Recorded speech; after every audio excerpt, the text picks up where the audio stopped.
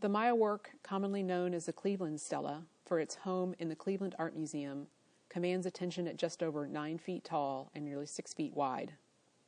It originally stood in one of the principal ceremonial plazas of El Peru, Huaca, Guatemala. According to its inscriptions, this stela was raised to celebrate a Katun ending, and the elaborately dressed woman is a powerful ruler named Lady Kabel.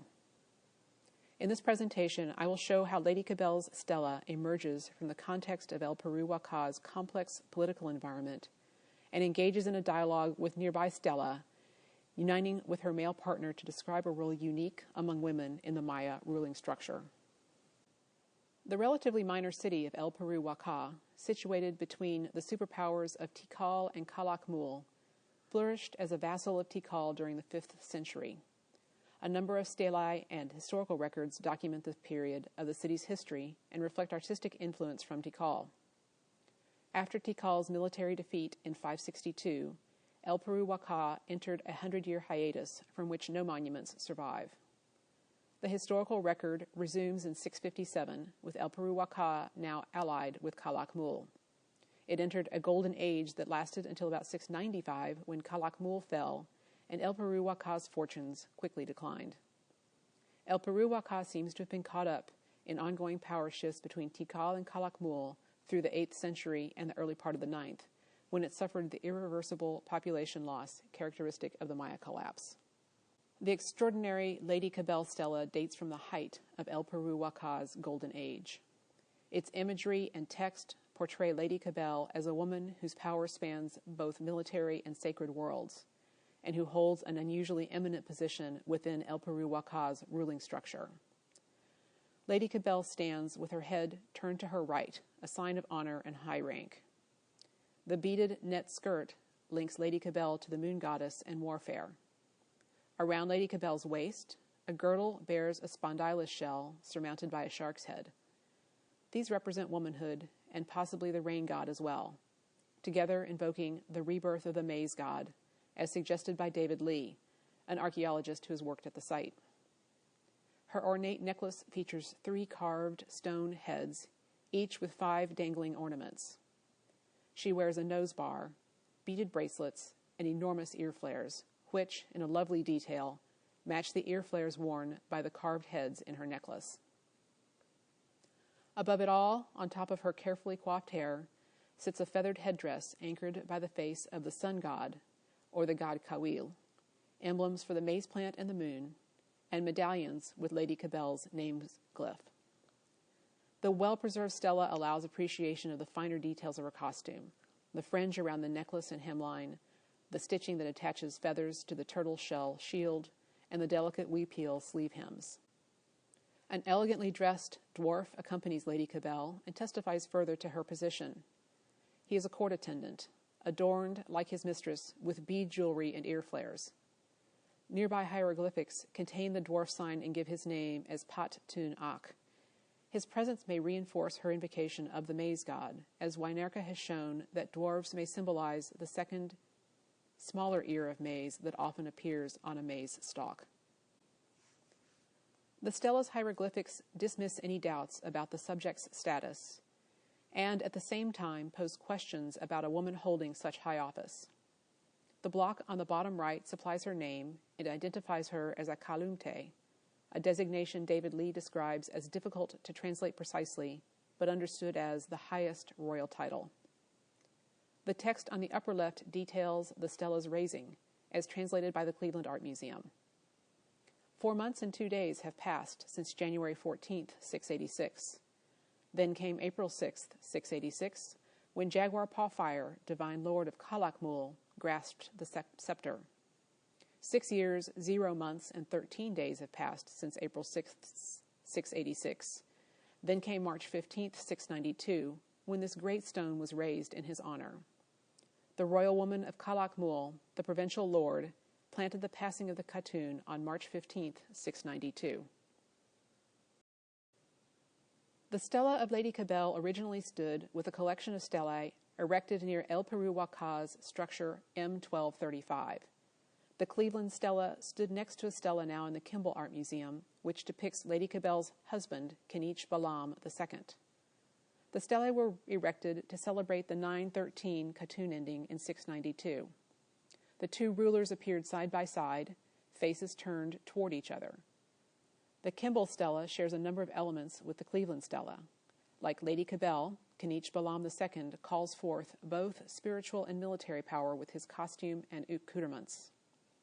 He holds a shield and scepter, or weapon, just like the ones Lady Kabel holds. His elaborate jade necklace includes a single carved stone head with 5 dangling ornaments, identical to the 3 she wears on her necklace. His headdress, like hers, is anchored by the face of the sun god or the god Kawil, and lush with quetzal feathers. A bundle of sacred implements lies at his feet, and a bloodletting device rests against his left thigh. Kanich Balaam II wears a plated helmet that recalls Tikal and its famous Stela 31, which seems unusual for the ruler of a city allied with Tikal's rival, Calakmul. However, the helmet design probably originated in Teotihuacan, and for Kanich Balaam II, it may celebrate his ancestor and namesake, Kanich Balaam I, whom David Friedel connects with Teotihuacan and whom Stanley Gunter calls one of the most illustrious of El Peru's rulers. The shared iconography and side-by-side positioning make clear that the Kabel stela and the Cleveland stela are meant to be read together, as two halves of a single story. At the same time that Lady Kabel calls forth the moon goddess for war and the rain god to invite the rebirth of the maize god, Kanich Balaam II invokes the complementary water lily snake god, which symbolizes bodies of water as well as earthly bounty. His headdress and anklets include water lily snake images and small fish nibbling on flowers, likely water lily blossoms, appear at his knees and in his headdress. Both stelae originally stood on bases. Lady Kabel's base featured a witz monster. Mary Jane Acuna describes a base for the Kabel stela consisting of a highly unusual canoe with crossed bands, possibly representing the sky or an opening to the spiritual world. Acuna theorizes that Lady Kabel, standing on a witz monster that represented a ceremonial building, and Kanich Balaam II, standing on a canoe, perhaps floating on a flooded plaza, connected the earth and the water to access the divine. The Cleveland and Kabel stelae represent an extraordinary moment in the history and culture of El Peru Waka. 20 years earlier, Lady Kabel and Kanich Balaam II erected another pair of stelae, numbers 11 and 12, to mark the Katun ending 912. In spite of the poor condition of stelae 11 and 12, distinct imagery and hieroglyphics add to our understanding of El Peru Waka's politics and Lady Kabel's place within it. The arrangement of the earlier pair repeats that of the set from 692. Lady Kabel again stands in the more honored position facing her right, and Kanich Balaam II stands next to and looking towards her. Elements of a zoomorphic god appear in both rulers' headdresses, very similar to the iconography in the stelae from 692. Unlike the stelae from 692, in this earlier set, both rulers carry more traditional double-headed serpent bars. Unfortunately, damage to Stela 12 prevents reading whether Kanich Balaam II has on the plated helmet seen in the Kabel stela. In both sets of stelae, Lady Kabel's head faces the more privileged direction, her right, while Kanich Balaam II faces left. In Maya art, women are commonly depicted facing their right when they rule alone or as regent. In some paired stelae, both the woman and the man face right. The 4 El Peru Waka stelae may be the only instance in which a woman faces right and her husband faces left. Further, the Cleveland stela calls Lady Kabel the provincial lord and Kalumte. Atypically for the Maya, Lady Kabel held a higher position than her husband. That no dwarf accompanies Kanich Balaam II reiterates his lesser status. Information pieced together from these and other El Peru Waka stelae, as well as from monuments at other sites, results in a rough description of the sequence of events. Kanich Balaam II was born about 637, based on a belt plaque in the Princeton collections.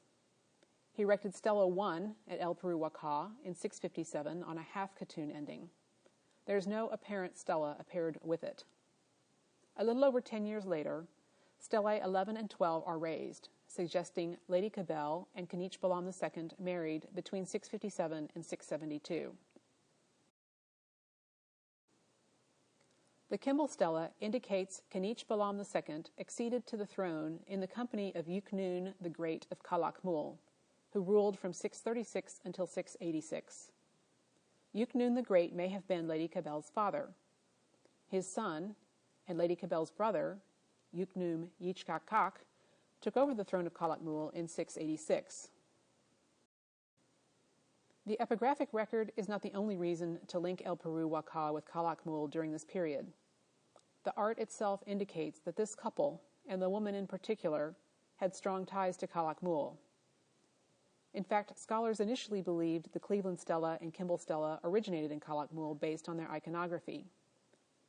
The custom of paired stelae featuring a ruler and his wife appeared at least 9 times in Kalakmul stelae, beginning with stelae 28 and 29 from 623 through 731. Furthermore, dwarfs accompany the ruler and stelae from Kalakmul more often than elsewhere.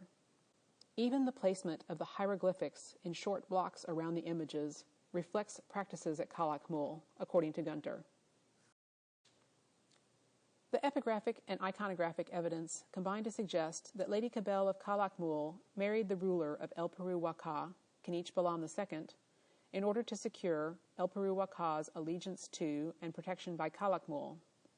Although they ruled together, Lady Kabel held higher status than her husband, reflecting Kalakmul's regional status and continuing a tradition of powerful women at Kalakmul. The situation changes before the end of the next Katun.